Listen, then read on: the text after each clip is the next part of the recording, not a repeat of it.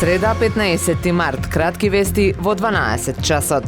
Повеќе нема да има рекламни билборди на Кеј Македонија, обелодени секретарот на општина Охрид Александар Китецки. Согласно забелешките на УНЕСКО, постоечките ќе бидат отстранети. Инаку до петок треба да се објави оглас за издавање на локации за билборди на подрачјето на општина Охрид, со кој овој пат ќе се издаваат и локации за малите информативни табли што досега не се наплаќаа. Следната недела со државниот испитен центар ќе се разгледува барањето на матурантите за намалување на материјалот за државна матура, вели министерот за образование Јетон Шакири. Дел од материјалот кој е доставен до средношколците е усогласен според тоа како е реализирана во претходната учебна година, односно материјалите се веќе намалени, но не е исклучена можноста да се излезе во пресрет на барањата на средношколците, процесот одново да се олесни. Од Средношколскиот сојуз велат дека пандемијата и дојавите за бомби го намалија квалитетот на наставата, а голем број часови беа изгубени.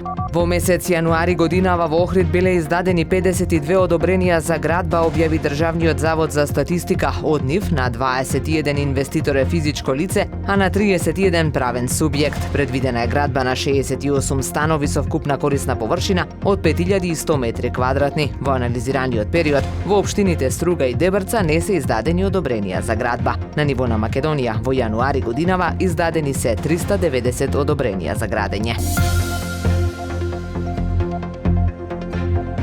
Времето денес претежно облачно и посвежо со повремени врнежи од дожд. Максималната температура во Охрид до 8 степени. Повеќе информации на ohridpress.com.mk.